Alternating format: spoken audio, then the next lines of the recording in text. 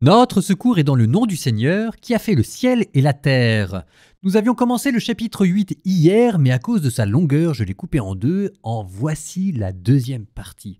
Pour que tout le monde suive bien la structure de ce texte, il faut voir en fait qu'il est construit de manière concentrique. Il y a la première partie qui répond à la deuxième partie.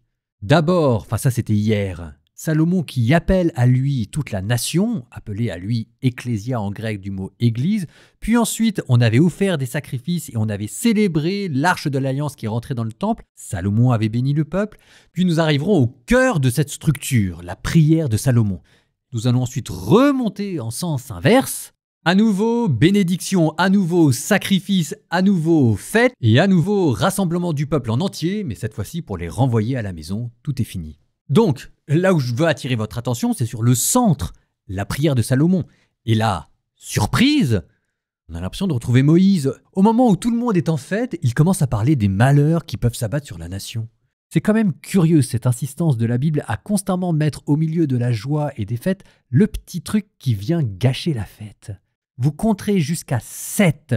Les 7 scénarios, les 7 catastrophes qui risquent de s'abattre si le peuple prévarique et abandonne l'alliance. 1 Roi, chapitre 8. Bonne écoute, souvenez-vous de compter jusqu'à 7. Lorsqu'un homme aura péché contre son prochain et qu'on lui imposera un serment qui peut se retourner contre lui, s'il vient à prêter ce serment devant ton autel dans cette maison, toi, dans les cieux, écoute, agis et juge tes serviteurs. Déclare coupable le coupable, que sa conduite retombe sur sa tête. Déclare juste le juste, traite-le selon ta justice. Lorsque ton peuple Israël aura été battu devant l'ennemi pour avoir péché contre toi, s'il revient à toi et célèbre ton nom, s'il prie et te supplie dans cette maison, toi dans les cieux, écoute, pardonne le péché de ton peuple Israël et fais-le revenir sur le sol que tu as donné à leur père. Lorsque les cieux seront fermés et qu'il n'y aura pas de pluie parce que les fils d'Israël auront péché contre toi, s'ils prient vers ce lieu et célèbrent ton nom, s'ils se détournent de leurs péchés parce que tu les auras humiliés, toi dans les cieux, écoute et pardonne le péché de tes serviteurs et de ton peuple Israël. Tu leur renseigneras le bon chemin par où ils doivent marcher, et tu accorderas la pluie à la terre, celle que tu as donnée à ton peuple en héritage. Et lorsqu'il y aura la famine dans le pays, lorsqu'il y aura la peste, la rouille et la nigelle du blé, les sauterelles et les criquets, lorsque son ennemi assiégera une ville dans le pays, en tout fléau, en toute maladie, quel que soit le motif de la prière ou de la supplication émanant de tout homme ou de tout ton peuple Israël, dès l'instant où chacun reconnaît la plaie de son cœur et qu'il tend les mains vers cette maison, toi, dans les cieux où tu habites, écoute, pardonne et agis. Traite chacun selon toute sa conduite, puisque tu connais son cœur. Toi seul, en effet, connais le cœur de tout homme, afin qu'ils te craignent tous les jours qu'ils vivront devant toi sur le sol que tu as donné à nos pères. On entendra parler de ton grand nom, de ta main forte et de ton bras étendu. Si donc, à cause de ton nom, un étranger qui n'est pas de ton peuple Israël vient d'un pays lointain prier dans cette maison, toi, dans les cieux où tu habites, écoute-le. Exauce toutes les demandes de l'étranger. Ainsi, tous les peuples de la terre comme ton peuple Israël vont reconnaître ton nom et te craindre, et ils sauront que ton nom est invoqué sur cette maison que j'ai bâtie.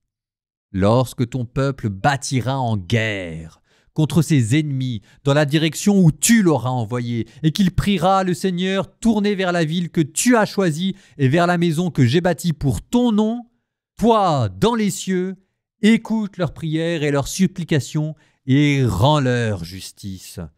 Lorsqu'ils pécheront contre toi, car il n'est pas d'être humain qui ne commette quelque péché et que tu seras irrité contre eux, alors tu les livreras à la merci de leurs ennemis et leurs vainqueurs les emmèneront captifs dans un pays ennemi lointain ou proche.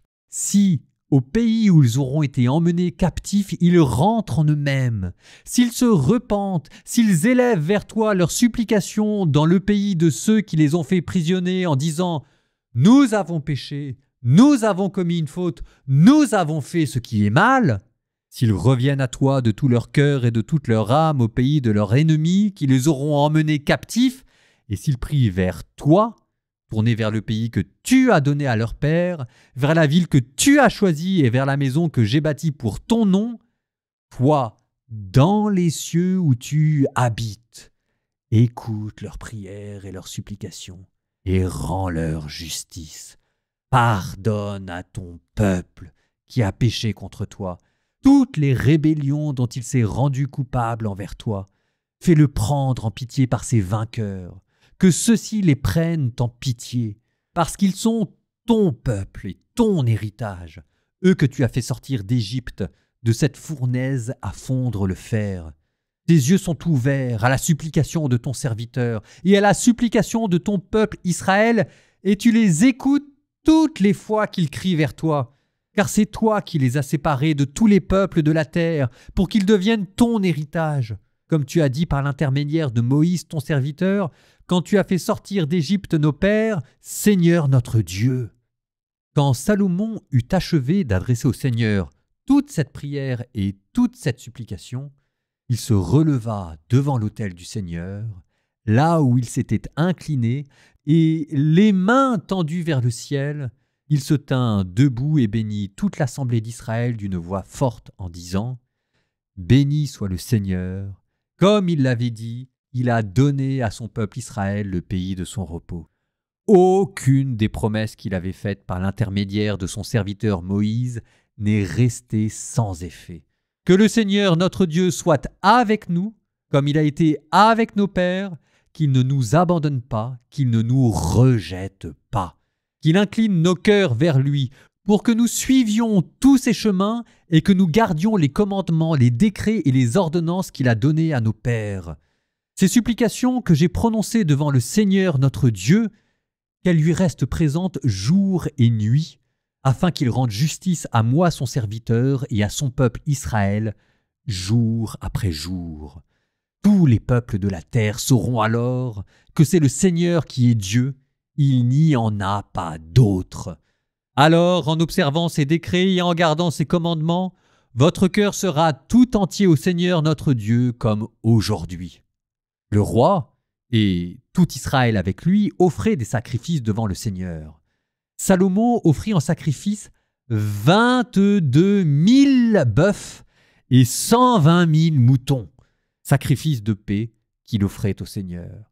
C'est ainsi que le roi et tous les fils d'Israël firent la dédicace de la maison du Seigneur. Ce jour-là, le roi consacra le milieu de la cour qui était devant la maison du Seigneur. C'est là, en effet, qu'il offrit l'holocauste, l'offrande de céréales et les graisses des sacrifices de paix, car l'autel de bronze qui était devant le Seigneur était trop petite pour contenir l'holocauste, l'offrande de céréales et les graisses des sacrifices de paix. En ce temps-là, Salomon et tout Israël avec lui célébra la fête des tentes. Ce fut un grand rassemblement depuis l'entrée de Hamath jusqu'au torrent d'Égypte, en présence du Seigneur notre Dieu, durant 7 jours. Le 8e jour, il renvoya le peuple. Les gens bénirent le roi et s'en allèrent à leur tente, joyeux et le cœur content pour tout le bien que le Seigneur avait accordé à David, son serviteur, et à Israël, son peuple.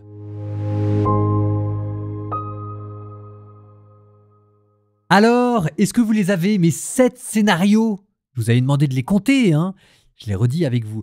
Voilà les circonstances dans lesquelles il peut être bon de prier. 1. Quand un serment se retourne contre vous parce que vous avez fait du tort à votre prochain. 2. Quand vous êtes défait par un ennemi. 3. Quand il n'y a plus de pluie. 4. En cas de famine, de peste ou de sauterelle. 5. Quand ce sont des étrangers qui veulent prier. 6. En cas de guerre. 7. En cas de captivité. Mes notes de bas de page disent que dans ces cas-là, il peut être bon de prier le Seigneur. Tu m'étonnes, je confirme. Mais vous sentez bien qu'il est peut-être aussi question d'autre chose. Ces prières, ces scénarios, ça ressemble quand même, étrangement, à une malédiction. Lorsque les cieux seront fermés et qu'il n'y aura plus de pluie, parce que les fils d'Israël auront péché, lorsqu'il y aura la famine dans le pays, lorsqu'il y aura la peste, la rouille et la nigelle du blé, les sauterelles et les criquets, alors vous saurez ce qu'il fallait faire. Ce sont les 10 plaies d'Égypte que vous retrouvez, ce sont les malédictions à la fin du Deutéronome que vous trouvez, et même il y en a des nouvelles. Ce 7e scénario, quand vous serez pris en captivité, voilà l'annonce de la déportation. Au moment où on installe l'arche de l'Alliance dans le temple, au moment où la nuée rentre dans le temple et où Salomon prie, il est déjà question des malheurs et de la déportation. Alors, c'est quoi la différence entre les malédictions de Moïse et là ce que vient de dire Salomon? Eh bien, il y a quand même une grosse différence. C'est que là maintenant, Dieu donne une porte de sortie. Il vous dit, dans ces cas-là, tournez-vous vers le temple, priez Dieu et revenez vers lui, et alors tout se passera bien. Ça fait une grosse différence quand même. Il y a du progrès dans la révélation. Je vous relis ce verset parce qu'il est magnifique. « S'ils se repentent, s'ils élèvent vers toi leurs supplications dans le pays de ceux qui les ont fait prisonniers en disant « Nous avons péché, nous avons commis une faute, nous avons fait ce qui est mal », s'ils reviennent à toi de tout leur cœur et de toute leur âme au pays même de leur ennemi, écoute leurs prières et leurs supplications et rends-leur justice, parce qu'ils sont ton peuple, ton héritage. » Et même, allons plus loin. Et si derrière ces 7 malédictions, ces 7 prières, il n'y avait pas un code secret? Cette histoire de serment prêté devant l'autel, ça vous rappelle pas le début du règne de Salomon qui avait commencé par une prière à un autel? Peut-être qu'on retrouvera cette prière avec le règne du roi Jéroboam à venir? La défaite par les ennemis, 2e malheur.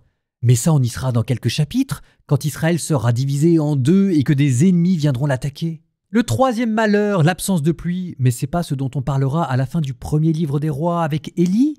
Et oui, dans la prière de Salomon, peut-être que de manière cachée, on est déjà en train de tourner les pages du livre des rois. C'est le programme, la suite à venir. 5e malheur, ces prières d'étrangers, ce seront peut-être ces étrangers qui remplaceront un jour les Israélites après leur déportation du royaume du Nord, le fait de partir en bataille les derniers jours de Juda et la captivité, l'exil à Babylone. Au milieu de la fête et dans la prière de Salomon, il y a comme une malédiction prête à se déployer. Souvenez-vous de la première page du livre des rois qui s'ouvrait sur le spectacle de David, impotent, alité dans sa vieillesse. Nous sommes parvenus au sommet de la gloire de Salomon et, sans le rendre compte, il est en train de prophétiser. Le vent serait-il en train de tourner? Psaume 94. Venez, crions de joie pour le Seigneur. Acclamons notre rocher, notre salut. Allons jusqu'à lui en rendant grâce. Par nos hymnes de fête, acclamons-le. Oui, le grand Dieu, c'est le Seigneur, le grand roi au-dessus de tous les dieux. Il tient en main les profondeurs de la terre et les sommets des montagnes sont à lui. À lui la mer, c'est lui qui l'a faite, et les terres, car ses mains les ont pétries. Entrez, inclinez-vous, prosternez-vous, adorons le Seigneur qui nous a fait. Oui, il est notre Dieu, nous sommes le peuple qu'il conduit, le troupeau guidé par sa main. Aujourd'hui, écouterez-vous sa parole. Ne fermez pas votre cœur comme au désert, comme au jour de tentation et de défi où vos pères m'ont tenté et provoqué, et pourtant ils avaient vu mon exploit. 40 ans, leur génération m'a déçu, et j'ai dit « Ce peuple a le cœur égaré, il n'a pas connu mes chemins. Dans ma colère, j'en ai fait le serment, jamais ils n'entreront dans mon repos. »